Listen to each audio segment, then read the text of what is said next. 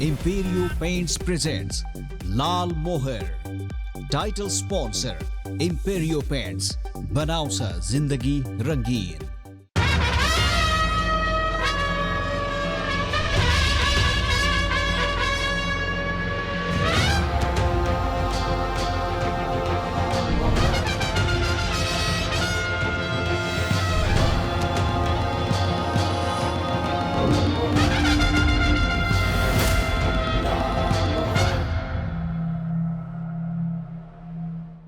नमस्कार, म रमेश प्रसाई. विश्वभरिबाट कार्यक्रम लाल मोहर हेरिरहनुभएका सम्पूर्ण दर्शकहरूमा एकमुष्ट स्वागत छ. एकपटक भारतका प्रधानमन्त्री जवाहरलाल नेहरूले जोक गरेछन् कि म त्यति धोती पनि फेर्दिन जति पाकिस्तानमा प्रधानमन्त्री फेरिन्छन्. पछिल्लो समयमा नेपाली कम्युनिस्टहरू जुट्ने र फुट्ने क्रम पनि लगभग त्यस्तै देखिन्छ. आज यो कार्यक्रम रेकर्ड गर्दै गर्दा यसले एउटा ऐतिहासिक मोड तब लिएको छ जब जनयुद्धमा जनमुक्ति सेनाले प्रयोग गरेका हात हतियारहरू पनि बेचेर खान खोजेको आरोप प्रचण्डलाई लगाउने बाबुराम भट्टराई र बाबुराम भट्टराई जस्तो व्यक्तिलाई कसैले 1 वर्ष झेलेर देखाओस् भन्ने प्रचण्ड फेरि एउटै कित्तामा उभिएका छन्. बाबुराम भट्टराई नेतृत्वको नेपाल समाजवादी पार्टी सँगै वामदेव गौतम नेतृत्वको कम्युनिस्ट राष्ट्रिय अभियानले पनि अब माओवादीकै चुनाव चिन्ह हँसिया हतौडाबाट चुनाव लड्ने घोषणा गरेको छ. नेताहरूले कुम जोडेको भिडियो खुब भाइरल भइरहेको छ. तर हिजो अस्ति भर्खरै देशै रूपान्तरण गर्छौँ हामी कम्युनिस्टहरू मिलेर भन्दै दाबी गरेर गरिएको वाम एकताले घुगुत्ती खेलेको देखेका कार्यकर्ता र आम जनताका आँखाले यसलाई कति पत्याउलान्. यो एकता चिरकालसम्म चल्ला कि खालि चुनावसम्मका लागि मात्र निश्चित होला. जसरी नेपाली कम्युनिस्टहरू जुट्ने र फुट्ने क्रम केटाकेटीको कट्टी जस्तै अस्थायी र अर्थहीन छ, त्यसरी नै के यो एकता पनि चुनावसम्मका लागि मात्र हो? यसको भविष्य कस्तो छ? गठबन्धनको भविष्य कति दीर्घकालीन छ? नागरिकता विधेयक लगायतका मुद्दाहरूमा माओवादीमाथि लाग्ने गरेको दोहोरो चरित्रको आरोपमा कति सत्यता छ? यही विषयमा माओवादी आन्दोलनमा निकै लामो समय अघिदेखि प्रारम्भदेखि नै आबद्ध रहनुभएका एकजना असाध्य दिग्गज र मूर्धन्य नेतासँग आज हुनेछ सार्थक बहस. कार्यक्रम पुरै हेर्ने प्रयास अवश्य गर्नुहोला.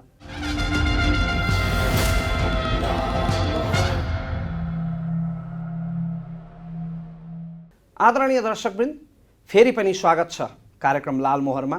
र आज पनि हामी प्राविधिक कारणले गर्दा सहभागीहरूको उपस्थिति बिना नै कार्यक्रम सञ्चालन गर्न गइरहेका छौँ, जसका लागि म क्षमा प्रार्थी छु.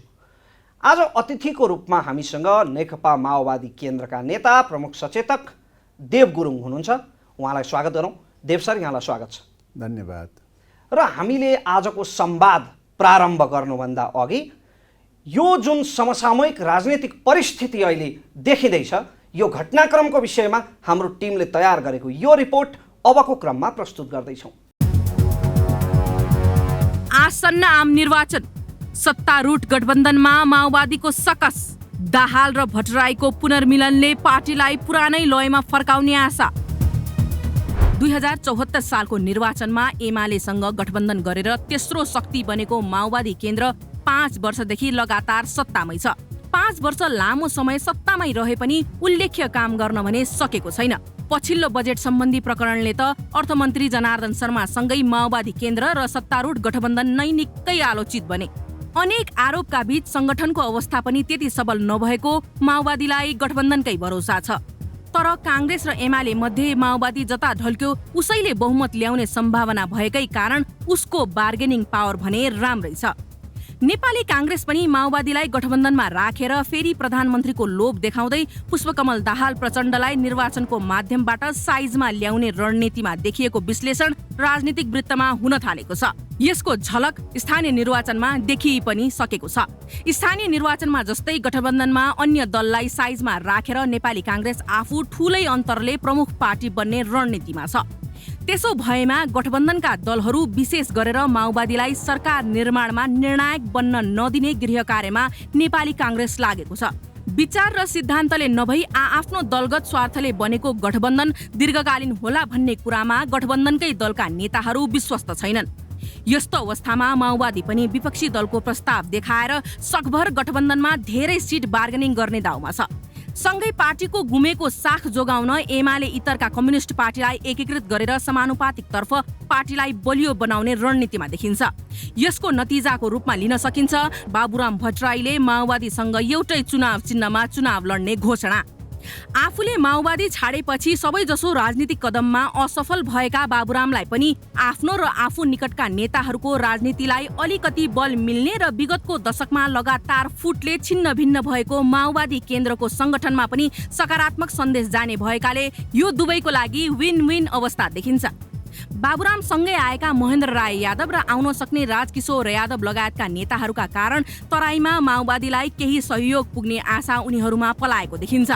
माओवादी कार्यकर्ता र मतदातामा पनि प्रचण्ड र बाबुराम सँगै आउँदा नयाँ उत्साह जाग्ने र पार्टी पुरानै लयमा फर्किन लागेको सन्देश जाने भएकाले यसले माओवादीलाई पनि फाइदा नै पुग्ने देखिन्छ। हामी संवाद प्रारम्भ गर्न गइरहेका छौँ। देव सर, यहाँलाई फेरि पनि स्वागत छ। माओवादीकै चुनाव चिन्हबाट हँसिया हतौडाबाटै चुनाव लड्ने भनेर बाबुराम भट्टराई नेतृत्वको र वामदेव गौतम नेतृत्वको पार्टी पनि आज एउटै कित्तामा उभिए। यो बाबुराम अथवा वामदेवहरूलाई आफ्नो राजनीति बचाउन माओवादीको आड चाहिएर हो कि माओवादीलाई पार्टीको साइज घट्दै गएपछि उहाँहरूको सहारा चाहिएर हो? अब यो कसलाई चाहिएको भन्ने विषय भन्दा पनि चाहिँ मुलुकको आन्दोलनको अवस्था र स्थितिको सापेक्षतामा नै एक प्रकारले वाम ध्रुवीकरणको प्रक्रियाको क्रममा वाम एकीकरण ध्रुवीकरणको प्रक्रियाको क्रममा नै आज चुनाव चिन्ह सम्बन्धी विषयहरूमा निर्णय भएको अवस्था हो। त्यसो भए हजुर, र हामी चाहन्छौँ के त भन्दाखेरि नेपालका सम्पूर्ण वामपन्थीहरू कम्युनिस्टहरू एकताबद्ध हुन जरुरी छ। एकताको विकल्प छैन। विगत कालमा पनि त्यो प्रक्रिया सुरु गरिएको हो, तर चाहिँ बीचमा त्यो सफल हुन सकेन।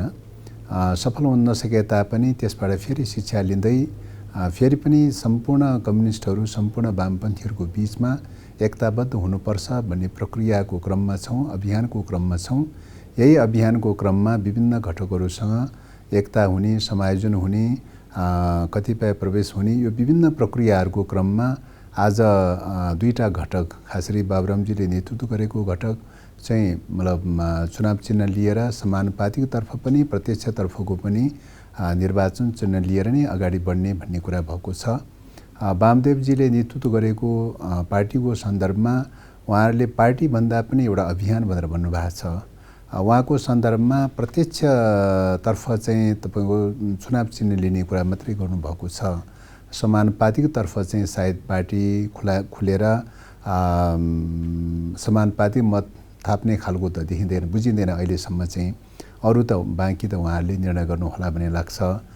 त्यसकारणले पार्टीसँग जोडिएको विषयमा बाबुरामजीहरूसँग बढी जोडिएको देखिन्छ। वामदेवजीको सन्दर्भमा स्वतन्त्र ढङ्गले एउटा टिकट लिएर चाहिँ हँसिया हतौडा चिन्ह टिकट लिएर लड्ने प्रकारको चाहिँ अवस्था जस्तो देखिन्छ।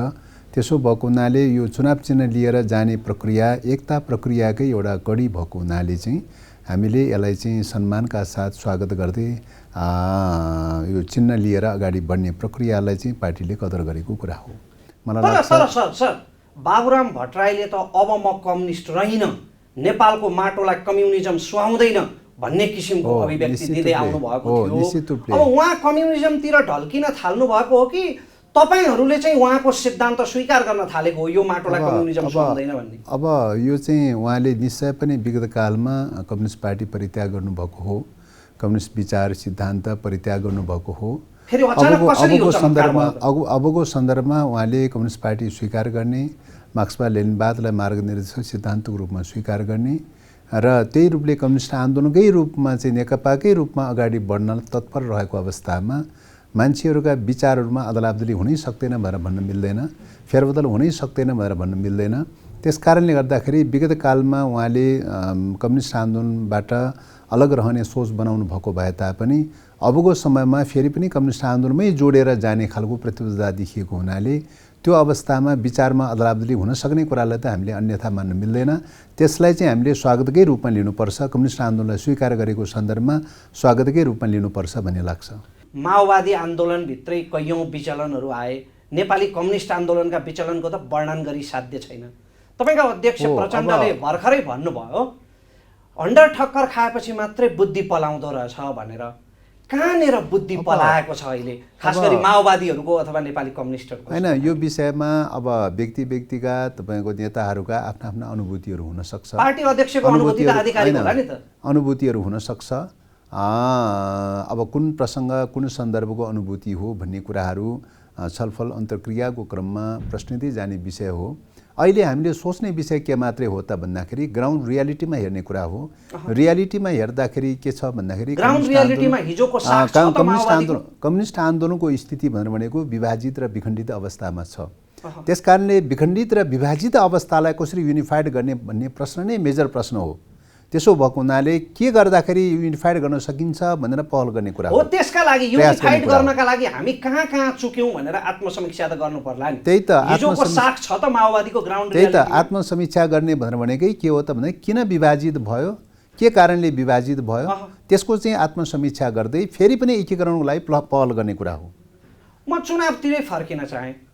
अब यो सिट बाँडफाँडमा माओवादी खुम्चिएला कि फैलिएला?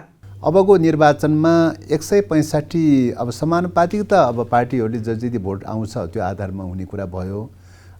165 सिट भनेको पहिलो हुने निर्वाचित हुने प्रणालीबाट निर्वाचित हुने प्रक्रिया हो। पहिलो हुने निर्वाचित हुने प्रणालीबाट निर्वाचित हुने प्रक्रिया भएको हुनाले 165 सिटमा अधिकतम रूपले अहिलेको परिस्थितिमा मुलुकको स्वाधीनताको रक्षा गर्नुपर्छ, डेमोक्रेसीको रक्षा गर्नुपर्छ र सुशासन कायम राख्नुपर्छ भन्ने मूल्य मान्यता राख्ने खालका घटकहरूकै बाहुल्य हुनुपर्दछ र चाहिँ बढीभन्दा बढी सिट प्राप्त हुन सक्छ भन्ने हाम्रो घटकहरू को हुन्? ती तपाईले भने जस्तो अहिले हामी चाहिँ अब एक प्रकारले कांग्रेस सहितको चाहिँ तपाईको वाम लोकतान्त्रिक गठबन्धनमा छौँ। अहिले वाम लोकतान्त्रिक गठबन्धनको प्रक्रियामा चाहिँ छौँ। अहिलेको विशिष्ट परिस्थितिले गर्दाखेरि राष्ट्रियतामाथि सङ्कट आइलागेको अवस्थाले गर्दाखेरि र तपाईको कतिपय वाम भनेर भनेकै घटकहरूबाट चाहिँ लोकतन्त्रमाथि र राष्ट्रियतामाथि केही सङ्कटहरू पैदा हुने प्रक्रियामा केही समस्याहरू जटिलताहरू देखा परेको कारणले गर्दाखेरि त्यसको रक्षा गर्नुपर्छ भन्ने क्रममा चाहिँ गैर कम्युनिस्टहरू समेतलाई पनि सहभागी गराएर यो यात्रामा लाग्नुपर्ने अवस्था पैदा भएको छ। त्यसो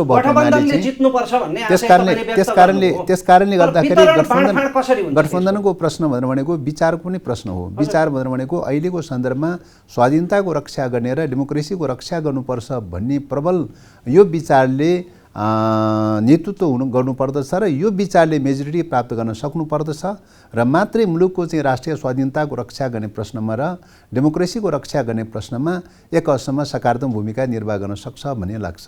त्यस्तो प्रजातन्त्रको रक्षा गरे जस्तो देखिन्छ सत्ता गठबन्धनले व्यवहार। अब अहिलेको 6 महिना 8 महिनामा आफ्नो पार्टी भित्रको सिक्वेन्स मिलाउनको लागि मन्त्रीहरू हेरफेर गरिन्छ सर। अब मन्त्री हेरफेर गर्ने कुरा पार्टीहरू सम्बन्धित पार्टीहरूको आफ्नो मामला हो, सम्बन्धित पार्टीहरूको इन्टरनल मामला पनि हो र हामीले हेर्ने कुरा मुद्दाको आधारमा मुद्दाको आधारमा हेर्ने कुरा। मुद्दाको आधारमा हेर्दाखेरि चाहिँ तपाईको विगत कालमा तात्कालीन नेकपा भएकै बेलामा ओली सरकारको नेतृत्वको पालामा जुन प्रकारका घटनाहरू घटे, खास गरिकन दुई पटक संसद विघटनको प्रश्न, 9 महिनासम्म संसद अवरुद्ध भएको परिघटना, राष्ट्रियतासँग जोडिएका केही विषयहरू रहस्यमय ढङ्गले चाहिँ भित्रभित्र केही रहस्यमय ढङ्गले भएका निर्णयका प्रश्नहरूको सन्दर्भ, यी सबै कुराहरूले गर्दाखेरि राष्ट्रियता र डेमोक्रेसीमाथि खतरा पैदा भयो भनेर ठानेकै हो र त्यही खतरालाई चाहिँ त्यो खतराबाट बचाउनका लागि चाहिँ तत्कालको सन्दर्भमा सहकार्यको प्रक्रिया अगाडि बढाएको हो। र अब यो प्रक्रिया तर्काउनु भयो। मेरो सिधा प्रश्न चाहिँ सिटको बाँडफाँड र वितरण कसरी हुन्छ? अब सिटको बाँडफाँड र प्रतिशतको हकमा माओवादीले कति पाउँछ? सिटको वितरण भनेको आपसी सहमतिको आधारमा वितरण गर्ने कुरा हो। 5 घटकको बीचमा 5 दलको बीचमा आपसी सहमतिको आधारमा एउटा मोडालिटीको आधारमा एउटा प्रिन्सिपल निर्माण गरेर एउटा मापदण्ड निर्माण गरेर त्यही मापदण्डको आधारमा बाँडफाँड गर्ने कुरा हो। त्यो मापदण्डका आधारहरू भनिदिनुहोस् न। अब अहिले सहमति मापदण्डको चाहिँ मामलामा मापदण्डको विषयमा सहमत भएपछि नै हुन्छ। अब अहिले नै मापदण्डको बारेमा छलफल चलिरहेको छ। एउटा निश्चित मापदण्डमा टुङ्गो भइसकेको छैन। निश्चित मापदण्डमा टुङ्गो भइसकेपछि त्यसले नै चाहिँ कुन कुन दलहरूको सन्दर्भमा कति कति उम्मेदवार उठाउनुपर्छ भन्ने कुरा पनि स्वतः निर्धारण हुँदै जान्छ। क्रान्तिमा आहुति चढाउनुपर्छ भन्ने शब्दकोश निकै प्रयोग गरिन्छ कम्युनिस्टहरूमा, तर यहाँ त चुनावले पनि आहुति माग्ने रहेछ नि, होइन? शीर्षस्थ नेताहरूले जसरी पनि जित्नै पर्ने, जित्ने जति सिटमा शीर्षस्थ नेताहरूलाई अथवा प्रभावशालीलाई उठाउनु पर्ने, अनि त्यहाँका साँचो निष्ठा भएका पार्टीका लागि अनवरत काम गरेका कार्यकर्ताहरूले बलिदान दिनुपर्ने। होइन, आन्दोलनको स्वरूपहरू विविध स्वरूपहरू छन्। एउटा शस्त्र पनि आन्दोलनको स्वरूप हो, शान्तिपूर्ण पनि आन्दोलनको स्वरूप हो। शान्तिपूर्ण आन्दोलन मध्येमा निर्वाचन पनि आन्दोलनको स्वरूप हो। निर्वाचन मार्फत चाहिँ तपाईँको संसद निर्माण गर्ने, व्यवस्थापिका निर्माण गर्ने, सरकार निर्माण गर्ने, त्यो पनि एउटा आन्दोलनको स्वरूप हो। त्यसकारणले आन्दोलनका स्वरूपहरू कुन चाहिँ आन्दोलनको स्वरूप कहिले कुन प्रधान हुन्छ, कहिले कुनै गौण हुन्छ, यतिखेरको आन्दोलनको स्वरूप निर्वाचन प्रमुख बनेको चाहिँ छ। त्यसकारणले गर्दाखेरि निर्वाचन आन्दोलन शान्तिपूर्ण आन्दोलन, त्यसमा पनि कानुनी आन्दोलन, शान्तिपूर्ण रूपले वैधानिक प्रकारको सङ्घर्षले प्रधानता लिइरहेको छ र शान्तिपूर्ण रूपले निर्वाचनको प्रक्रियाबाट अगाडि बढ्नुपर्छ भन्ने चाहिँ आन्दोलनको स्वरूपले प्रधानता लिइरहेको हुनाले स्वाभाविक ढङ्गले पार्टीका लिडरहरू त्यो ढङ्गले केन्द्रीकृत भएर लाग्नुपर्ने, आन्दोलनको आवश्यकताको चाहिँ हिसाबले लाग्ने कुरा हो। कसैको व्यक्तिगत इच्छा आकाङ्क्षाको मामला भन्दा पनि चाहिँ आन्दोलनको आवश्यकता, नेताहरूले अनिवार्य जित्नै पर्ने आन्दोलनको आवश्यकता हो। अब निश्चय पनि जित्ने प्रयास गर्नुपर्छ, जित्ने प्रयास गर्नुपर्छ। किन आन्दोलनको अगुवा गर्ने भनेर भनेको आन्दोलनको भूकम्पको केन्द्रबिन्दु जहाँ हुन्छ, जहाँबाट आन्दोलनको अगुवाको चाहिँ सङ्घर्षको प्रधान स्वरूप जहाँ बन्छ, त्यहाँनिर अग्रपङ्क्तिमा लिडरसिप उभिनै पर्छ। त्यसकारणले गर्दाखेरि कतिपय ठाउँमा त्यहाँ पनि विवाद छ नि सर, कुन चाहिँ अगुवाको आहुति दिने त? जस्तो गोर्खाबाट बाबुराम भट्टराईले बलिदान दिने कि नारायण काजी श्रेष्ठले बलिदान दिने, कि फेरि राष्ट्रिय सभामा ल्याएर व्यवस्थापन गर्ने? अब यो सिन्धुपाल्चोकमा मोहन बस्नेत र अग्नि सापकोटामा कसले बलिदान दिने? अब यो व्यक्ति विशेषका, केस विशेषका, ठाउँ विशेषका, क्षेत्र विशेषका समस्याहरू हुँदै हुँदैन भन्ने कुरा होइन, हुनसक्छ। तर ती जे जस्ता समस्याहरू रहेछन् भने पनि चाहिँ आपसी सहमतिको आधारमा, आपसी सद्भावको आधारमा ती समस्याहरूलाई हल गर्दै लैजाने विषय हो। नागरिकता विधेयकको सम्बन्धमा समाज र संसद दुवै एक प्रकारले विभाजित भएको देखियो। सुरुमा तपाईँहरू नेकपामा रहँदा राज्य व्यवस्था समितिको बैठकमा जो अन रेकर्ड उपलब्ध छ, माओवादीबाटै प्रतिनिधित्व गर्ने अहिले माओवादीमै भएका सांसदहरूले पनि त्यति बेला वैवाहिक अङ्गीकृतलाई 7 वर्षको प्रावधान राख्ने भनेर सहमति राज्य व्यवस्था समितिमा जनाउनु भएको थियो तपाईँहरूले पनि। तर अहिले त्यो सहमतिबाट अचानक पछि हट्नुभयो। यो चमत्कार कसरी भयो? यसले द्वैत चरित्र देखिएन र माओवादीको? अब यो पछाडि हटेको अथवा द्वैत चरित्र भन्ने चाहिँ होइन। चाहिँ कुरा के हो त भन्दाखेरि हाम्रो आफ्ना फरक मतहरू यथावत छन्। 7 वर्षको अङ्गीकृत नागरिकताको, वैवाहिक अङ्गीकृत नागरिकताको व्यवस्था हुनुपर्छ भन्ने आफ्नो मत यथावत छ। त्यो मतमा कुनै अदलाबदली गरेको छैन र त्यो मत हाम्रो यथावत छ। तर तपाईँको सदनबाट पारित गराउने प्रक्रियामा, सदनको प्रक्रियामा जाँदाखेरि सबै आफ्नो मत अनुसार मात्रै हुन्छ भनेर भन्न सकिँदैन। सदनको कम्पोजिसन, एक मिनट सुन्नुहोस् न, सदनको कम्पोजिसनमा धेरै कुराहरू भर पर्छ। सदनको कम्पोजिसनको कुरा गर्ने हो भने माओवादीको निर्धारित खालको पोजिसन त होइन चाहिँ, हैन? त्यसकारणले गर्दाखेरि चाहिँ सदनको कम्पोजिसनलाई ध्यानमा राख्दै, सरकारको यतिखेरको अवस्था, यी सबै कुरालाई ध्यानमा राख्दै हामीले फरक मतका बावजुद पनि सरकारले चालेको प्रक्रियागत प्रश्नमा हामीले समर्थन जनाएका छौँ। सरकारमा आफ्नो उपस्थिति बचाउनलाई सम्झौता गर्नुभयो तपाईहरुले। अब उपस्थिति बचाउने र नबचाउने भन्ने प्रश्न भन्दा पनि मूल रूपमा अहिले 5 दलको गठबन्धन छ। 5 दलको गठबन्धनको कुराको सन्दर्भमा जबसम्म 5 दलको गठबन्धन हुन्छ, गठबन्धनमा सबै कुरा समान ढङ्गले मिल्छ भनेर भन्न मिल्दैन। कतिपय कुराहरू असमान हुन्छन्, मिल्न नसक्ने पनि हुनसक्छ, हैन? विमेल हुनसक्छ, मतभेद हुनसक्छ। मतभेदका बावजुद पनि चाहिँ के हुन्छ त भन्दाखेरि आफ्ना फरक मतका बावजुद पनि चाहिँ सहकार्य जारी राख्नुपर्ने स्थितिहरू आउँछ चाहिँ। त्यसो भएको हुनाले यो त आन्दोलन हो। आन्दोलनमा चाहिँ तपाईँको सबै कुरा A to Z मिल्छ भनेर ग्यारेन्टी गर्न त मिल्दैन त चाहिँ। कैयौँ कुरा त मिल्दैन त चाहिँ। नेपाली काङ्ग्रेसमा मिल्दैन त कैयौँ कुराहरू। नमिल्दै पनि के हुन्छ त भन्दाखेरि कमजोर भइयो भने, आफू कमजोर हुने देखियो भने चाहिँ नमिल्दा कुराहरूलाई अथवा आफूलाई चित्त नबुझेका कुरालाई पनि स्वीकार गर्ने के माओवादीको सिद्धान्तले आत्मसमर्पणवाद भन्छ सर? स्वीकारको प्रश्न भन्दा पनि के हो त भन्दाखेरि पावर ब्यालेन्सलाई ध्यानमा राखेर चल्ने कुरा हो। पावर ब्यालेन्सको प्रश्न भनेको के हो त भन्दाखेरि चाहिँ तपाईँको हामीले डिसिभ खालको चाहिँ भोट नभएपछि, निर्धारित प्रकारको भोट नभएपछि त चाहिँ निर्धारित रूपमा तपाईँको प्रतिपक्षमा रहेको दल र सत्तापक्षमा रहेको नेपाली काङ्ग्रेसको चाहिँ तपाईँको दुईटा लार्जेस्ट पार्टीको एउटा मत भइसकेपछि तेस्रो पार्टीको मतले चाहिँ त्यसलाई डिस्टर्ब गर्न सक्छ, त्यसलाई रोक्न सक्छ। तर तपाईँहरूले फरक मत जनतामाझ राख्न सक्नुहुन्थ्यो विभिन्न माध्यमबाट। हैन, त्यो त राखिराखेकै छ त। तपाईँहरूले संसदमा नोट अफ डिसेन्ट लेख्न सक्नु। बकाइदाले चाहिँ भनिराखेकै छ त, बकाइदाले बोलिरहेको छ, बकाइदाले रेकर्ड गरिरहेको छ। त्यसो भए सभामुखले हुन्छ वा हुन्न भन्दा तपाईँहरूले हुन्छ भन्नुभयो। त्यो त प्रक्रियागत रूपले त समर्थन गरेका छौँ भनेर भनिराखेकै छौँ त। हाम्रो फरक मत छ, तर अहिलेको सन्दर्भमा तपाईँको अहिलेको पावर ब्यालेन्सको कम्पोजिसनलाई ध्यानमा राखेर हामी प्रक्रियागत रूपले समर्थन गरेका छौँ भनेर भनेका छौँ। सर, हिजो प्रक्रियामा समर्थन गर्ने र नगर्ने भन्ने कुरा त पावर ब्यालेन्समा निर्भर रहने कुरा हो नि। उदाहरणलाई संविधान निर्माणको कुरा गर्नुहोस् त। अहिलेको चाहिँ त 72 सालको संविधान निर्माणको चाहिँ सन्दर्भमा सबै कुरा चित्त बुझेर समर्थन गरे हो त? त्यो त होइन त चाहिँ। तर त्यो बेलाको पावर ब्यालेन्सको कम्पोजिसनले के हुन्थ्यो त भन्दाखेरि त्योभन्दा बढी गर्न सक्ने अवस्था थिएन। त्यस कारणले गर्दाखेरि त्यसैलाई समर्थन गरेर अगाडि बढेको अवस्था हो। आफ्नो फरक मत त छ त चाहिँ। संविधानको बारेमा थुप्रै फरक मतहरू छ, फन्डामेन्टल कैयौँ प्रिन्सिपलहरूमा फरक मतहरू चाहिँ छ। तर तपाईँहरू सत्ता गठबन्धनमै हुनुहुन्छ नि त। सरकारले संसदमा पेश गर्दैखेरि पनि त त्यो विधेयकमा परिमार्जन गर्ने हैसियत त्यही त। सरकारभित्रै हामी अल्पमतमा छौँ त चाहिँ। सरकारभित्रै हामी अल्पमतमा छौँ त चाहिँ। हाम्रो मेजोरिटी होल्ड त छैन, सदनमा पनि मेजोरिटी छैन, सरकारमा पनि मेजोरिटी त छैन त। हामी त एउटै मात्रै कुरा नमिलेको त होइन नि। नागरिकता बनाउने बेलामा बाबु उपलब्ध भएन भने बाउको पहिचान खोल्न नसकेको सो घोषणा गर्नुपर्ने आमाले महिलाप्रति यस्तो अपमानजनक अभिव्यक्ति कानुनमै माओवादी मनहरूले कसरी स्वीकारे सर? महिला मुक्तिको नारा लगाउनु भएको होइन तपाईँहरूले? अब यो निश्चय पनि कतिपय विषयहरूको सन्दर्भमा भने जस्तो नहुन सक्छ हैन। निश्चय पनि हामीले भने जस्तो कतिपय कुराहरू भएका छैनन् चाहिँ। हामीले भनिरहेका छौँ अहिले प्रक्रियागत रूपले मात्रै हामीले सपोर्ट गरेका छौँ हैन। अन्तर्यमा चाहिँ हाम्रो मतभेद छ, कन्टेन्टमा हाम्रो मतभेद छ। अब राष्ट्रपतिले फिर्ता गर्नुभयो, राष्ट्रपति तपाईँको संविधानको बारेमा पनि कन्टेन्टमा हाम्रो थुप्रै विषयहरूमा मतभेद छ, तर प्रक्रियागत रूपले हामीले समर्थन गरेका छौँ। कार्यान्वयन गर्ने प्रक्रियामा पनि फलो गर्ने क्रममा पनि लागिरहेका छौँ। त्यस्तै ढङ्गले नागरिकता विधेयकको सन्दर्भमा पनि के हो त भन्दाखेरि चाहिँ कन्टेन्टमा थुप्रै विषयहरूमा हाम्रो मतभेद छ, तर प्रक्रियागत रूपले क्रियान्वयन गर्ने क्रममा हामी लागिरहेका छौँ। अहिलेको स्थितिमा यही मुद्दालाई लिएर द्वन्द्व चर्काउनु उचित हुँदैन। त्यसो भएको हुनाले प्रक्रियागत रूपले हामीले सपोर्ट गरिरहेका छौँ। जुन बेलामा पावर ब्यालेन्स हुन्छ,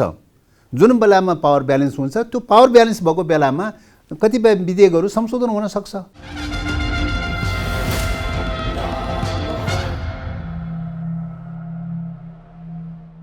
विश्वमा कहीँ पनि तपाईँको विवाह गर्ने बित्तिकै खुरुक्कै नागरिकता पाउने प्रावधान त अधिकांश देशहरूमा छैन नि। हो, नहुन सक्छ हैन। आफ्नो मुलुकको विशेषता अनुसार आफ्नो मुलुकको फरक खालको अभ्यास हुन सक्छ। हाम्रो मुलुकको विशेषता त्यस कारणले गर्दाखेरि हाम्रो आफ्नो विशेषता अनुसारको फरक हुन सक्छ। सर, एनहरू सबै प्रकारको एनहरू चित्त बुझ्या छ भन्ने कुरा हुन्छ। यो कुरा फरक मतका बावजुद पनि तत्कालको पावर ब्यालेन्सको परिस्थिति अनुसार कम्प्रोमाइज गरेर जानुपर्ने हुन्छ। त्यस कारणले गर्दाखेरि अहिले हामीले के गरेका छौँ त भन्दाखेरि अहिलेको पावर ब्यालेन्सको अवस्थालाई ध्यानमा राखेर हामी के गरिरहेका छौँ त कन्टेन्टमा मतभेद हुँदै पनि प्रक्रियामा हामीले समर्थन गरेका छौँ। हामीले प्रष्ट भाषामा भनेका छौँ कन्टेन्टमा हाम्रो मतभेद छ, अन्तर्वस्तुमा हाम्रो मतभेद छ। अन्तर्वस्तुमा त यो नागरिकता विधेयक मात्रै होइन, संविधानमै मतभेद छ हाम्रो त। अन्तर्वस्तुमा हाम्रो मतभेद छ, तर प्रक्रियामा हामीले यो संविधानलाई पनि मानेका छौँ, मानेर कार्यान्वयन गरिरहेका चाहिँ छौँ। पावर ब्यालेन्स नहुँदासम्म संविधान संशोधन गर्न सक्ने अवस्था छैन हैन। त्यस्तै गरी नागरिकता विधेयक लगायतका थुप्रै विधेयकहरू छन्। नागरिकता विधेयकको कुरा मात्रै हो र? आउने विधेयकहरू सबै चित्त बुझ्या हुन्छ, सबै कन्टेन्ट मिल्या हुन्छ? मिल्दैन नि। तर त्यसका बावजुद पनि के त भन्दाखेरि चाहिँ आफ्ना फरक मतहरू राख्दै प्रक्रियागत रूपले समर्थन गर्दै राज्य त सञ्चालन हुनु पर्यो, राज्य त रहन त हुनु पर्यो त चाहिँ। नागरिकता विधेयकलाई जसरी द्रुत प्रक्रियाबाट पारित गरियो, संसदको नियमै निलम्बन गरेर, यसको पनि चौतर्फी विरोध भइरहेको छ। यसमा नेकपा माओवादी केन्द्रको आधिकारिक धारणा के हो? त्यस कारणले गर्दाखेरि हामीले त सुरुदेखि यसमा पनि कम्प्रोमाइज गर्नुभयो तपाईँ? निश्चित रूपले त्यसमा पनि भनिरहेको छौँ नि। संसदमा पेश भइसकेको चाहिँ तपाईँको राज्य व्यवस्था समितिले पास गरेर संसदमा पेश भइसकेको विषयको बारेमा संसदमा टेबल गर्नलाई किन ढिलाइ गर्यो, किन टेबल गरिएन? देउबाको ओली सरकारको पालामा पनि लगातार रूपले टेबल गरेर पास गरौँ भनेर भनेकै हो, तर उहाँ पास गर्न मान्नु भएन। अध्यादेश के अरे 2 पटक संसद विघटन गरिसकेपछि पछिल्लो समयको संसद विघटन गरेको भोलिपल्ट चाहिँ अध्यादेश लिएर आउनु भयो। अध्यादेशमा के गर्नुभयो त भन्दाखेरि 7 वर्षको अङ्गीकृत नागरिकताको प्रावधान हटाएर लैजानु भयो चाहिँ। त्यसपछि देउबाको पाला आयो। देउबाको पाला आइसकेपछि फेरि पनि त्यो चाहिँ त्यो के अरे नागरिकता विधेयक चाहिँ जो राज्य व्यवस्था समितिले पास गरेर लिएर आएको छ त्यसलाई फुल हाउसबाट छिटोभन्दा छिटो थ्रु गरौँ भनेर भन्यो, मान्नु भएन चाहिँ, मान्नु भएन। अहिले पछिल्लो समयमा त त्यो विधेयक नै फिर्ता लाने भनेर चाहिँ भन्यो चाहिँ, राज्य व्यवस्था समितिले पास गरेको विधेयक नै फिर्ता लाने भनेर भन्यो। अब फिर्ता लानलाई सरकारले म फिर्ता लैजान्छु भनेर भन्यो भने त फिर्ता लानै पाउँदैन भनेर रोक्ने अधिकार त छैन संसदलाई चाहिँ, हैन? फिर्ता त लान सक्ने कुरा भयो। किन विधेयकको चाहिँ लिएर आउने प्रपर्टी विधेयकको प्रस्तावक चाहिँ को हुन्छ त भन्दाखेरि सरकार हुन्छ। यो अहिले विधेयक निर्माणको प्रक्रियामा त्यसको प्रस्तावक चाहिँ सरकार हुन्छ। त्यसो भएको हुनाले उसले लान खोजे, अब लान खोज्दाखेरि लान पाइँदैन भनेर रोक्न सक्ने कुरो भएन, फिर्ता लयो चाहिँ। अर्को विधेयक लिएर आउँदाखेरि फास्ट ट्र्याकमा चाहिँ उहिले पहिले चाहिँ ओलीले जारी गरेको अध्यादेशलाई चाहिँ फास्ट ट्र्याकबाट पास गरिदिनु पर्यो। किन भन्दा ओलीसँग त्यही सहमति भएको छ, एमालेसँग त्यही सहमति भएको छ, प्रतिपक्षसँग त्यही सहमति भएको छ। तपाईँले चाहिँ के अरे 7 वर्षको अङ्गीकृत नागरिकता बिनाको चाहिँ सहमति प्रतिपक्षले सहमति गर्ने, तपाईँले रोक्ने। सर यसलाई अलिकति प्रश्न पार्न चाहे, एमाले 7 वर्षको प्रावधान वैवाहिक अङ्गीकृतको हकमा राख्नु हुँदैन भन्ने कुरामा सहमति दिएको हो। सहमति गरेर न टेबल गरेर लिएर आयो त काङ्ग्रेसले। सहमति नगरेको भए त त्यो त आउनेवालै थिएन त चाहिँ। भनेपछि एमाले सबै प्रावधानमा सहमत छ वास्तवमा? निश्चित रूपले त्यो प्रतिपक्षमा भएको कारणले गर्दाखेरि प्रतिपक्षको भूमिका त हामी केही खेल्छौँ, तर यो प्रक्रियामा हाम्रो टोटली सहमति छ भनेर चाहिँ 7 वर्षलाई हटाउने कुरामा चाहिँ ओलीले चाहिँ 7 वर्ष हटाउने कुरामा सहमति जनाएपछि देउबा पनि अब के भयो त भन्दाखेरि 7 वर्ष हटाउने कुरामा काङ्ग्रेस र एमाले चाहिँ एकमत भइसकेपछि हामीले रोक्न सक्ने कुरो त भएन त चाहिँ। त्यहाँ चाहिँ हामी त अल्प नपर्यौँ चाहिँ। फरक प्रसङ्गमा अर्थ मन्त्रालयको चेम्बरमा चुकुल नै लगाएर व्यापारीहरू बिचौलियाहरूलाई प्रवेश गराएर बजेटमा हेरफेर गरेको आरोप लाग्यो देशका अर्थमन्त्री जनार्दन शर्मामाथि, एउटा ऐतिहासिक आरोप। तर यो आरोपमा छानबिन गर्ने संसदीय समितिमा पनि सत्ता गठबन्धनको बहुमत, सरकार तपाईँहरूको, प्रहरीलाई जिम्मा दिनुभयो अनि सफाई पनि उहाँले पाउनुभयो। यो कस्तो खालको न्याय निरूपण हो? अब पहिलो कुरा त अब संसदीय छानबिन समिति सर्वसहमतिले गठन भएको विषय हो, कुनै अल्पमत र बहुमतको आधारमा भएको विषय होइन। सत्तापक्ष प्रतिपक्ष सबै आपसी सहमतिको आधारमा सर्वसहमतिले गठन भएको कुरा हो। त्यसकारणले सर्वसहमतिले गठन गर्दाखेरि समितिहरू प्राय सबै समितिहरूको बनावटको रेसियो सबै दलहरूको उपस्थितिको आकारको आधारमा नै त्यही रेसियोमा नै चाहिँ तपाईँको समितिहरू गठन गर्ने गरिरहेका चाहिँ छन्। त्यसकारणले सबै समितिहरू सर्वसहमति रूपले गठन भएका चाहिँ छन्। यो पक्ष मेजोरिटी बनायो ऊ पक्ष मेजोरिटी बनायो भन्ने तर्क गर्ने ठाउँ देखिँदैन चाहिँ, हैन? त्यस कारणले गर्दाखेरि पहिलो कुरा त्यो तर्क नै के अरे संसदीय अभ्यासभन्दा विपरीत खालको तर्क हो यो चाहिँ। त्यस कारणले गर्दाखेरि शङ्का गर्ने कुरा त राजनीति गर्ने मान्छेले त शङ्का गर्न सक्छ, विभिन्न चाहिँ आरोप लगाउन सक्छ, कति सत्य तथ्य सम्मत छ कि छैन भनेर हेर्ने कुरा, समीक्षा गर्ने कुरा हो। मतभेदै हुँदैन भन्ने कुरा त होइन, छानबिन समितिमा मतभेद हुँदैन भन्ने कुरा त हुँदैन चाहिँ। तर समितिका प्रतिपक्षी दलका सदस्यले, सर मैले रोक्न चाहेँ, संसदीय समितिका प्रतिपक्षी दलका जो सदस्यहरू थिए उनीहरूले चाहिँ कल डिटेल लगायतका अन्य प्रमाण पनि परीक्षण गरौँ भन्दाखेरि सत्ता गठबन्धनका सदस्यहरूले पेलेर जबरजस्ती प्रतिवेदन पारित गराए भन्ने आरोप छ। अब त्यो उहाँहरूले चाहिँ तपाईँको लगाउने कुरा भन्ने कुरा एउटा कुरा हो, तर एक मिनट सुन्नुहोस्, हामीले रियालिटीमा चाहिँ के भएको छ भन्ने कुरालाई हेर्नुपर्छ। पहिलो कुरा के हो त भन्दाखेरि कार्यविधि निर्माणको प्रक्रिया पनि हामीले आपसी सहमतिबाटै गऱ्यौँ, एक नम्बर त्यो। दोस्रो कुरा कार्यविधि अनुसार चाहिँ तपाईँको के अरे अनाधिकृत पात्र प्रवेश गरेको हो कि होइन, पहिलो कुरा त्यो खोज्ने। दोस्रो कुरा प्रवेश गरेको भए त्यसले कर दरमा प्रभावित पारेन भनेर खोज्ने कुरा हो। अब पहिलो कुरा अनाधिकृत व्यक्ति पसेको हो कि होइन भन्ने विषयमै चाहिँ तपाईँको चाहिँ कसलाई अनाधिकृत भन्ने त भन्दाखेरि अर्थ मन्त्रालयको कार्यविधि नियावली हेर्ने हो चाहिँ। अर्थ मन्त्रालयको कार्यविधि नियावलीले जो बसेर निर्णय गर्ने भनेर भनेको छ ती अधिकृत हुन् हैन, जो नबस्ने भनेर भनेको छ ती अनाधिकृत हुन्। कार्यविधि नियावलीको आधारमा हेर्ने हो। कार्यविधि नियावलीले चाहिँ त्यो निर्णय गर्ने अथोरिटी चाहिँ तपाईँको 8 जनालाई दिएको रहेछ। 8 जनाभन्दा बाहिरको चाहिँ लाई चाहिँ अनाधिकृत भन्ने हो चाहिँ। त्यसैले 8 जनाभन्दा बाहिर बस्यो कि बसेन चाहिँ भन्ने कुरा त 8 जनालाई सोध्नु पर्यो नि। 8 जनालाई सोधखोज गर्ने कुरा, 8 जनासँग इन्ट्रेक्सन गर्ने कुरा सबै चाहिँ गरियो। कतैबाट पनि तपाईँको चाहिँ त्यहाँ अनाधिकृत व्यक्ति पसेको भन्ने कुरा कतैबाट पनि पुष्टि भएन, कतैबाट पनि देखिएन। अब एक मिनट सुन्नुहोस् तपाईँ। पहिलो कुरा त्यो। दोस्रो कुरा चाहिँ तपाईँको चाहिँ अब सीसीटीभी फुटेजको चाहिँ बाटोमा चाहिँ तपाईँको गेटमा रहेको सीसीटीभी फुटेज अथवा प्यासेजमा रहेको या चाहिँ तपाईँको चाहिँ भर्याङमा रहेको सीसीटीभी फुटेजबाट चाहिँ कोही मान्छे आउने जाने देखिन्छ कि हैन भनेर चाहिँ त्यो सीसीटीभी फुटेजको चाहिँ बारेमा हेर्ने प्रयास गऱ्यौँ। सीसीटीभी फुटेज धेरै पहिलेको भएको हुनाले डिलिट भएको भनेर भन्यो। त्यसको लागि फेरि रिभाइभ गर्न सकिन्छ कि भनेर चाहिँ फरेन्सिक ल्याबमा चाहिँ गएर हेर्ने भन्ने कुरा भयो। फरेन्सिक ल्याबबाट चाहिँ हेर्दाखेरि चाहिँ जति डिलिट भइसक्यो, डिलिट नभएको चाहिँ 14 गते र 15 गतेको चाहिँ तपाईँको 51वटा चाहिँ क्लिपहरू, 51वटा फोटोहरू चाहिँ बाँकी रहेछन् चाहिँ। 51वटा फोटोहरू बाँकी रहेको अवस्थामा 51वटा फोटो हेर्दाखेरि त कहीँ पनि देखिएन चाहिँ हैन, कहीँ पनि देखिएन। सीसीटीभी फुटेज रिकभर गर्दा अलि ब्लर जस्तो देखियो, मान्छे प्रष्ट चिनिएन, यी पत्याउने तर्क हुन्छ हैन। त्यो मान्छे चिनिएन भन्ने कुरा पनि उठेको होइन। सीसीटीभी फुटेजमा तपाईँको चाहिँ त्यो टाइपका जसको चाहिँ अनाधिकृत पात्र भनेर जो कुरा उठिरहेको थियो त्यस प्रकारको पात्रको बारेमा सीसीटीभी फुटेजको बारेमा कहीँ पनि त्यस्तो देखिएन हैन। 14वटा 51वटा क्लिप त बाँकी थियो त हैन। 51वटा क्लिपभन्दा कहीँ पनि देखिएन चाहिँ। नदेखिएको कुरा त देखिएन भनेर भन्नु पर्यो नि। नदेखेको कुरा पनि देखियो भनेर भन्ने कुरा त आउँदैन चाहिँ। तपाईँ 8 जना जो चाहिँ कमिटीमा बस्नुपर्ने, निर्णय गर्नुपर्ने 8 जना जो अथोरिटी हुन् उनीहरूले पनि कसैले पनि स्वीकार गर्दैन।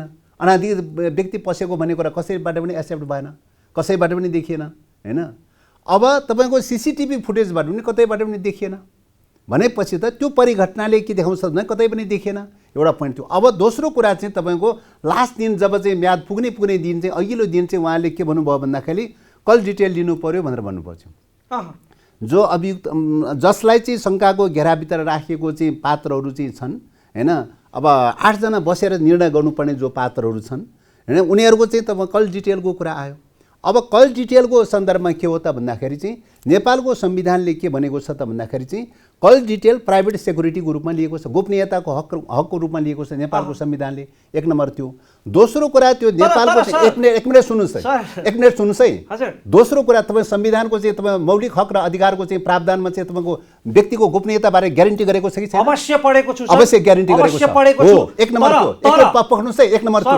एक मिनट पक्नुस्। पहिलो कुरा त्यो। दोस्रो कुरा त्यसको व्याख्या गर्ने क्रममा सर्वोच्च अदालतले के व्याख्या गरेको छ त भने 2072 सालमा के व्याख्या गरेको छ त भने संयुक्त इजलासले के व्याख्या गरेको छ त भन्दाखेरि चाहिँ व्यक्तिको गोपनीयतासँग जोडिएको विषय भएको हुनाले अदालतको आदेश बिना, अदालतको मुद्दा परेर अदालतको आदेश बिना चाहिँ कसैको पनि कल डिटेल हेर्न पाइँदैन भनेर चाहिँ तपाईँ रोक लगाएको चाहिँ छ।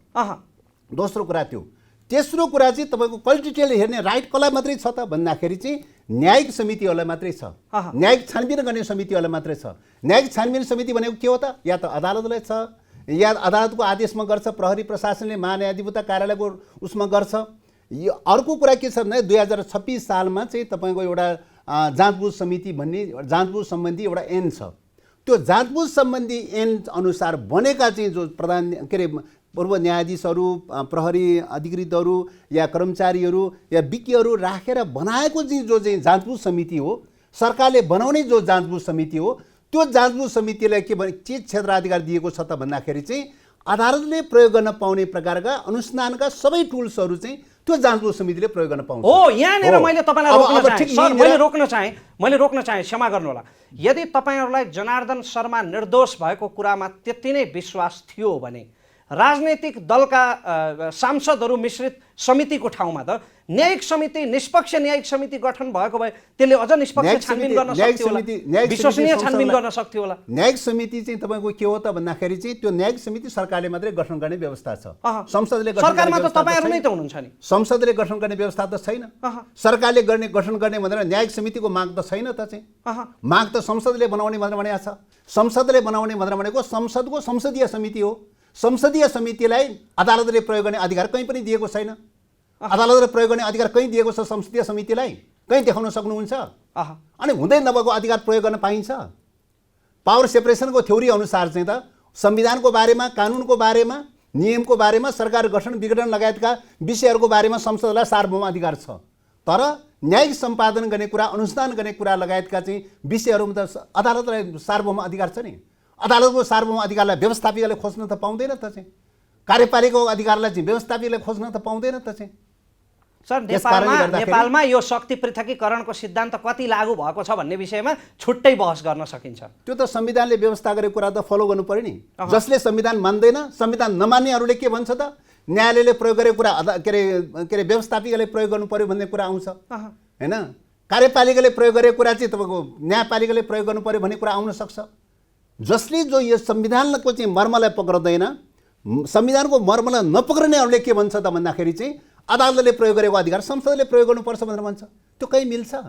सर, हामी कार्यक्रमको उत्तरार्धतिर आउन लागेका छौँ। तपाईँलाई धेरैले प्रशंसा गर्ने विषय चाहिँ तपाईँ एमसिसीमा रहेका विभिन्न पक्षहरू आपत्तिजनक प्रावधानहरूको बारेमा असाध्यै खरो रूपमा प्रस्तुत हुनुहुन्थ्यो। जतिखेर तपाईँका अध्यक्ष प्रचण्डको पत्र सार्वजनिक हुँदै थियो एमसिसीलाई पठाएको हामी पारित गर्दैछौँ भनेर, त्यतिखेर तपाईँ कार्यकर्ताहरूलाई सडकमा उतार्दै हुनुहुन्थ्यो एमसिसीको विरोधमा। यो द्वैत चरित्रको योभन्दा निकृष्ट उदाहरण केही हुनसक्छ सरहरूको? अब यो द्वैत चरित्रको विषय होइन, द्वैत चरित्रको विषय होइन। एमसिसीको बारेमा नेकपा माओवादी केन्द्रको कन्टेन्टप्रतिको असहमतिका कुराहरूको बारेमा यथावत छन् र त्यो संशोधन नगरिकन अगाडि बढ्नु हुँदैन भन्ने मान्यता यथावत छ। पहिलो कुरा एक मिनट सुन्नुहोस् न, त्यो यथावत छ। दोस्रो कुरा के हो त भन्दाखेरि चाहिँ सदनको प्रक्रियाको सन्दर्भमा तपाईँको दुईटा दल कांग्रेस र एमाले मिलिसकेपछि, दुईटा प्रतिपक्ष र सत्तापक्ष मिलिसकेपछि तेस्रो दलले रोक्न सक्छ? दुनियाँमा कहीँ देख्नु भएको छ तेस्रो दलले चाहिँ हुन्छ भन्दा हुन्छ भन्छ त सर? हुन्न त भन्न सक्नुपर्छ नि कम से कम तपाईहरुले। त्यतिको हिम्मत, त्यतिको दृढता पनि रहेन अब माओवादी। त्यसमा तपाईँ सहभागी नभएको भए तपाईको हुन्न भनेर हामी त निस्कन सक्थ्यौं होला। हो त, तर तपाईँ के हुन्थ्यो त 16 डोलो पास हुन्थ्यो चाहिँ। के अरे तपाईँ कमाएर फुल स्टप बिना 16 डोलो पास हुन्थ्यो। तर जनतामा एउटा धारणा त स्पष्ट हुन्थ्यो नि सर। कमाएर फुल स्टप बिना 16 डोलो पास गर्न ठिक कि हामी त्यहाँ चाहिँ लडेर चाहिँ तपाईँको 16 डोलो तपाईँ संशोधन गर्न नसकेको अवस्थामा के अरे 12 बुँदे घोषणा जारी गरेर चाहिँ सदनको चाहिँ 12 बुँदे सार्वभौम अधिकार सम्बन्धी घोषणा जारी गरेर जानु उत्तम हुन्थ्यो। हेर्ने कुरा त्यो हो नि। त्यसकारण हामी के ठान्यौँ त भन्दाखेरि संशोधन गर्न नसकेको अवस्थामा दुईटा दल मिलिसकेपछि त संशोधन गर्न सक्ने कुरो भएन। अब संशोधन गर्न नसकेको अवस्थामा कांग्रेस र एमाले कमाएर फुल स्टप पनि करेक्सन नगरिकन पास गर्ने स्थितिमा गइसकेपछि हाम्रो बुद्धिमत्ता भनेको के हो त भन्दाखेरि 12 बुँदे घोषणापत्रको प्रस्ताव राख्यौँ। 12 बुँदे घोषणामा एमाले समर्थन गर्न तयारी भएन, कांग्रेस त समर्थन गर्न तयारी भयो। कांग्रेस समर्थन गर्न तयारी भएको हुनाले कांग्रेस र एमाले बीचमा रहेको 12 बुँदेको बारेको जो अन्तर्विरोध थियो त्यही अन्तर्विरोधमा चाहिँ मतलब टेकेर चाहिँ हामी के गर्यौँ त 12 बुँदे घोषणापत्र पारित गराउन सफल भयौँ। अब 12 बुँदे घोषणापत्रले के गर्यो त भन्दाखेरि नेपालको सार्वभौम अधिकारको रक्षा संसदमा रहन्छ र यो आइपीएसको चाहिँ तपाईँको सैन्य गठबन्धनसँग जोडिएको चाहिँ रणनीति हुनु हुँदैन चाहिँ यो एमसिसी चाहिँ भन्ने लगायतका विषयहरूको बारेमा संविधानको सार्वभौम अधिकार रहने, राष्ट्रिय कानुन प्रभावकारी हुने, संविधानको सार्वभौम रहने लगायतका मुद्दाहरूको बारेमा 12 बुँदे घोषणामा जो जारी गरिएको छ। अब त्यो 12 बुँदे घोषणाले चाहिँ अब के गर्छ त भन्दाखेरि जुन बेलामा तपाईँको एमसिसीको के अरे 12 बुँदे घोषणाको पक्षमा शक्ति सन्तुलन बन्छ त्यो बेलामा के हुन्छ भन्दाखेरि चाहिँ एमसिसी या त संशोधन हुन्छ या त एमसिसी खारिज गर्न सक्छ। त्यो अवस्थामा त पुऱ्याएको छ नि, 12 बुँदेले पुऱ्याएको छ नि। त्यस कारणले गर्दाखेरि त्यही 12 बुँदेले गर्दाखेरि तपाईँको एमसिसी एग्रिमेन्ट गरेका मुलुकहरूमा चाहिँ सेक्युरिटी फोर्स एग्रिमेन्ट चाहिँ गर्ने गरिरहेको चाहिँ छ हैन। सेक्युरिटी फोर्स एग्रिमेन्ट गर्ने गरिरहेको छ, सुरक्षा सम्बन्धी मामला सम्बन्धी सैन्य सम्झौता गर्ने गरिरहेको छ। ती सबै मुलुकहरूमा अधिकांश मुलुकहरूमा सैन्य सम्झौता गर्ने गरिरहेको छ। हामीले 12 बुँदे सम्झौता तेर्स्याएको कारणले गर्दाखेरि तपाईँको के भयो त भन्दा एमसिसीमा टेकेर अहिलेसम्म चाहिँ सोफा एग्रिमेन्ट चाहिँ तपाईँ प्रस्ताव राख्न सकेका छैन। सोफा एग्रिमेन्ट त पाइपलाइनमा रहेको कुरा हो नि, सेक्युरिटी फोर्स अफ एग्रिमेन्ट त पाइपलाइनमा रहेको कुरा हो नि। एमसिसीको साथमा जोडेर हामीले 12 बुँदे जब प्रस्ताव अगाडि सार्यौँ, 12 बुँदे प्रस्ताव अगाडि सार्ने बित्तिकै अब एमसिसीको कुरा उठाउने बित्तिकै त 12 बुँदे उठ्ने भए चाहिँ त्यसले गर्दाखेरि त एमसिसी त सङ्कटमा पर्ने भए चाहिँ। त्यसले गर्दाखेरि के भयो त भन्दाखेरि चाहिँ अहिलेसम्म तपाईँको के भयो त भन्दाखेरि चाहिँ सोफा एग्रिमेन्ट अगाडि बढ्न सकेका छैन। अब एमसिसीको कुरा उठ्ने बित्तिकै हामी 12 बुँदे प्रस्ताव अगाडि सार्छौँ, 12 बुँदे स्वीकार्य हुने कि नहुने भन्ने प्रस्ताव अगाडि सार्छौँ। सङ्घर्षको एउटा आन्दोलन एउटा स्टेप त क्रिएट भयो त। हामी माइनोरिटीमा रहेको अवस्थामा, हामी कमजोर अवस्थामा रहेको, सदनमा कमजोर अवस्थामा रहेको स्थितिमा 12 बुँदे पास गराउन सक्ने कुरा त सडकको आन्दोलनको ताकतले गर्दाखेरि नै 12 बुँदेमा पुग्यो। सारा सङ्घर्षको आन्दोलनको ताकतले गर्दाखेरि नै 12 बुँदेमा पुग्यो। तर सर, जस्तो नचाहँदा त, राष्ट्रले नचाहँदा, देशका नीति निर्माता नेताहरूले नचाहँदा त विदेशी सम्झौताहरूलाई अस्वीकार गर्न पनि सकिने रहेछ नि। जसरी हामीले एसपिपीलाई अस्वीकार गऱ्यौँ, इन्डो पेसिफिक स्ट्राटेजीको अङ्ग नेपाल हुँदैन भनेर। यदि एमसिसी त्यति नै गलत थियो भने त्यसलाई अस्वीकार गर्न किन सकिएन? सकिन्थ्यो। काङ्ग्रेस तयार हुनु पर्थ्यो, एमाले तयार हुनु पर्थ्यो, दुईटा दल त तयार भएन त चाहिँ। अनि एसपिपीको बारेमा के भयो त? दुईटै दल तयार भयो चाहिँ। एसपिपीको बारेमा दुईटै दल तयार भयो, एमसिसीको बारेमा दुईटै दल तयार हुन सकेन चाहिँ। काङ्ग्रेस एमाले तयार हुन सकेन। त्यो त सिधा छ त, प्रष्टै छ त। त्यसो भए यति बताइदिनुहोस् दर्शकहरूलाई, त्यो जुन व्याख्यात्मक घोषणा 12 बुँदे तपाईँले तपाईँकै शब्दमा तपाईँहरूको जोरबलले गर्दा पारित भयो, त्यो 12 बुँदे व्याख्यात्मक घोषणाका कारणले के थपघट भयो एमसिसीमा? हो, 12 बुँदे घोषणाको कारणले अझै के थपघट हुन बाँकी छ? 12 बुँदे घोषणाको कारणले गर्दाखेरि एमसिसी एक प्रकारले कोमामा छ। एमसिसी तपाईँको एक प्रकारले कोमामा छ अहिले चाहिँ। यो कार्यान्वयन हुने कि या खारिज हुने के हुने भन्ने खालको चाहिँ दोसाँधमा छ। कसरी कोमा? हामी किन भनिरहेका छौँ त 12 बुँदे कोमामा कसरी छ एमसिसी? किन 12 बुँदे चाहिँ हामीले किन कार्यान्वयन गर्दैन? 12 बुँदेको बारेमा किन क्लियर गर्दैन? अमेरिकासँग त प्रश्न छ नि। 12 बुँदेको बारेमा किन यस वा नो भन्दैन चाहिँ? 12 बुँदेको बारेमा यस भन्ने बित्तिकै के हुन्छ त? एमसिसी सैन्य रणनीतिसँग जोड्न पाउँदैन हैन, सैन्य रणनीतिसँग जोड्न पाउँदैन। अब उसले ल्याइरहेको छ, सैन्य रणनीतिसँग जोडेर ल्याइरहेको छ चाहिँ एमसिसीलाई चाहिँ। हामीले त्यो कन्डिसन राखिदिएका छौँ हैन। तर काम त थालिसक्यो त एमसिसीले। दोस्रो कुरा त्यसलाई एमसिसीले काम सुरु गरिसकेका समाचार आइरहेको छ। नो भन्ने बित्तिकै 12 बुँदेलाई नो भन्ने बित्तिकै के हुन्छ त भन्दाखेरि एमसिसी अगाडि बढ्न सक्दैन चाहिँ।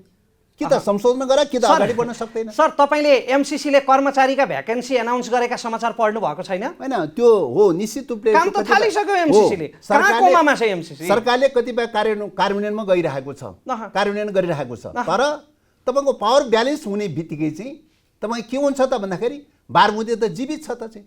संसदले पारित गरेको 12 बुँदे त जीवित छ त। 12 बुँदे घोषणा मृत्यु भएको त छैन त, खारिज भएको त छैन त। त्यस कारणले 12 बुँदेको प्रश्न चाहिँ तपाईँ कुनै पनि समयमा 12 बुँदेको महत्त्व रहन्छ, 12 बुँदेको भूमिका रहन्छ। कुनै पनि समयमा 12 बुँदेको आधारमा एमसिसीमा या त संशोधन या त खारिज या त 12 बुँदे स्वीकार गर्यो भने आइपिएस बिनाको एमसिसी प्रोजेक्ट हुन्छ। आइपिएस बिनाको प्रोजेक्ट त हुन सक्छ नि त हैन? आइपिएस बिनाको प्रोजेक्ट त हुन सक्छ नि त एमसिसी। त्यसलाई त हामीले विरोध गरेको त होइन त। आइपिएस बिनाको चाहिँ प्रोजेक्टलाई त चाहिँ तपाईँको चाहिँ आर्थिक परियोजनालाई विरोध गरेको त छैन त। हामीले त यो आइपिएससँग जोडिएको छ। यो चाहिँ आइपिएसबाट अलग गर्ने हो भने यो कार्यान्वयन हुनसक्छ, आइपिएससँग जोडिने हो भने यो कार्यान्वयन हुन सक्दैन भनेको त त्यो हो नि। त्यस कारणले 12 बुँदे घोषणा गऱ्यौँ हामीले, यो आइपिएससँग जोडिन पाउँदैन भनेर भन्यौँ चाहिँ। आइपिएससँग जोडियो भने यो खारिज गर्छौँ हामीले भनिरहेका चाहिँ छौँ। अब फरक प्रसङ्गमा फेरि पनि म चुनावतिर फर्कन चाहेँ। अन्तिम चरणमा मलाई अहिले बाल्यकालको याद आइरहेको छ सर तपाईँसँग कुरा गर्दा। म बालकै छँदा माओवादी नेता कार्यकर्ताहरू चुनाव प्रचार गर्दा जो नाराहरू लगाउँथे, जनताको जीवनमा हामी यो यो यो व्यावहारिक परिवर्तन ल्याउँछौँ भनेर जुन नारा लगाउँथे, त्यही नारा लगाएर अहिले स्वतन्त्र उम्मेदवारहरूले देशैभरिबाट विजय प्राप्त गरिरहेका छन् तिनै एजेन्डामा टेकेर। अब माओवादी के एजेन्डा लिएर जान्छ चुनावमा? होइन अब चुनावमा अब ती पहिल्यै लगाइएका नारा त पत्याउँदैनन् होला मान्छे। यो त अहिलेको चरण भनेर भनेको पनि तपाईँको आन्दोलनको चरण हो। हजुर, आन्दोलनको अवस्था भएको हुनाले राष्ट्रियताको मुद्दा, डेमोक्रेसीको मुद्दा, समाजवादको मुद्दा, सुशासनको मुद्दा, होइन भ्रष्टाचारको विरुद्धको मुद्दा, तपाईँको चाहिँ कमिसन तन्त्रको विरुद्धको मुद्दा लगायतका विषयहरू, यी तमाम विषयहरू त जिउका तिउ छ नि। मेलम्चीको पानीको मुद्दा, रासायनिक मलको मुद्दा, काठमाडौँको फोहोरको मुद्दा, निश्चित रूपले टु द पोइन्ट रूपले भन्दै जाँदाखेरि चाहिँ त जनजीविकासँग जोडिएका तपाईँको चाहिँ विषयहरू थुप्रै छन् चाहिँ, होइन। त्यस कारणले गर्दाखेरि मैले मोटो खाकाको रूपमा भन्न खोजेको राष्ट्रियताको मुद्दा, डेमोक्रेसीको मुद्दा र चाहिँ जनजीविकासँग जोडिएको मुद्दा, यिनै विषयहरूको सेरोफेरोमा नै तपाईँको चाहिँ एजेन्डाहरू हुने कुरा हो। होइन, नारा लाउने त महारथ प्राप्त छ नेपाली कम्युनिस्टहरूलाई, तर तपाईँहरूको माओवादीको ट्र्याक रेकर्ड त्यस्तो छ त जसमा जनताले विश्वास गर्न सकुन्? अब जनयुद्ध पछिका कुरा गरौँ है सर। पहिलो कुरा त के हो त भन्दाखेरि जनयुद्ध पछिको शान्ति प्रक्रियाको यात्राको क्रमको हाम्रो आन्दोलनको स्वरूप बदलिएको छ। हजुर, बदलिएको आन्दोलनको स्वरूप अनुसारको चरित्र अवलम्बन गर्ने कुरा, त्यसलाई अभ्यास गर्ने कुरा, त्यसलाई क्रियान्वयन गर्ने कुराको बारेमा निश्चय पनि सीमाहरू रहँदै रहेन भनेर भन्न मिल्दैन। हजुर, सीमाहरू रहन सक्छ, कमी कमजोरीहरू रहन सक्छ, होइन। विगत कालका संसदवादी पार्टीहरूमा देखा परेका विकृति विसङ्गतिहरू हामी पनि आउन सक्छ, आउँदै आएन भनेर भन्न सकिँदैन। तर जतिसुकै विकृति र विसङ्गतिहरू आएको रहेछ भने पनि हाम्रो ट्र्याक भनेको के हो त भन्दाखेरि आन्दोलनको स्वरूप फेरिएको छ। फेरिएको आन्दोलनको स्वरूप अनुसारको आचरण गरेर चाहिँ तपाईँको त्यही रूपले अगाडि बढ्नुपर्छ भन्ने हो। त्यस कारणले प्राप्त गर्नुपर्ने लक्ष्यहरू त अझै पनि पुरा भएको छैन। ती लक्ष्यहरू पुरा गर्नका लागि आन्दोलनको स्वरूप फेरिएको चाहिँ छ। हिजो शस्त्र प्रकारको आन्दोलनको स्वरूप थियो, अहिले शान्तिपूर्ण प्रकारको आन्दोलनको स्वरूप छ। शान्तिपूर्ण पनि आन्दोलनको स्वरूप के छ त भने निर्वाचनको प्रक्रियाको आन्दोलनको स्वरूप छ। त्यसकारणले यो आन्दोलनको नयाँ बदलिँदो अवस्था अनुसारको आन्दोलनको स्वरूपलाई अङ्गीकार गर्ने कुरामा, आत्मसातीकरण गरेर क्रियान्वयन गर्ने कुरामा हामी जति अभ्यस्त हुनुपर्ने हो, जति पोक्त हुनुपर्ने, जति दक्ष हुनुपर्ने हो, निश्चय पनि हामी दक्ष हुन सकेका छैनौँ, पोक्त हुन सकेका छैनौँ। हाम्रा सीमाहरू रहँदै रहेन भनेर भन्न नमिल्ला, कमी कमजोरी रहँदै रहेन भनेर भन्न नमिल्ला। तर पनि हाम्रो यात्रा, हामी जुन लक्ष्यलाई लिएर चाहिँ मुलुकमा चाहिँ स्वाधीनताको यात्रा पुरा गर्दै समाजवादी क्रान्तिको पूर्वाधार तयार गर्नुपर्छ भनेर जुन यात्रामा लागिरहेका छौँ, यो यात्रा, यो लक्ष्यका साथ यो यात्रा जारी छ। यात्रा गर्ने क्रममा कहिले बाटो मुन्तिर पुग्यो होला, कहिले बाटो मासतिर पुग्यो होला, कहीँ कतै ठक्कर खायो होला, कहीँ हन्टर खायो होला। आन्दोलनमा चाहिँ स्वाभाविक ढङ्गले उतार चढावहरू भइरहन सक्छ। सरलीकृत रेखामा त हुँदैन चाहिँ आन्दोलनको बाटो त चाहिँ। त्यस कारणले आन्दोलनको बाटो सरलीकृत रेखामा नहुने भएको हुनाले, बाङ्गाटिङ्गा बाटो हुने भएको हुनाले बाङ्गाटिङ्गा बाटाहरू यात्रा गर्ने क्रममा होला कहिले काहीँ कमी कमजोरी पनि भयो होला। तर पनि हाम्रो यात्रा जारी छ। हामीले आफ्नो लक्ष्यप्रति अविचलित भएर चाहिँ राष्ट्रिय स्वाधीनतासहित समाजवादी क्रान्तिप्रति अविचलित भएर चाहिँ हामी यात्रामा छौँ, लागिरहेका चाहिँ छौँ। जीवन पर्यन्त हामी लागिरहने प्रतिबद्धता साथ लागिरहेका चाहिँ छौँ। हुन्छ, तपाईँलाई हाम्रो तर्फबाट पनि शुभकामना छ। जुन आन्दोलन अथवा जुन युद्धको धरातलबाट, जुन सङ्घर्षको धरातलबाट तपाईँ आउनुभयो, त्यो धरातललाई अनुहार देखाउन सक्ने खालको तपाईँ र तपाईँ जस्ता नेताहरूको चरित्र होस्। यही शुभकामनाका साथ आजको बहस हामी टुङ्ग्याउन गइरहेका छौँ। देव सर, यहाँलाई समय र संवादका लागि धेरै धेरै धन्यवाद।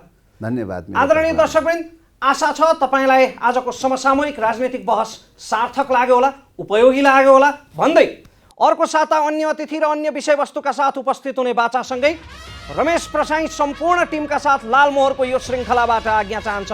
नमस्कार।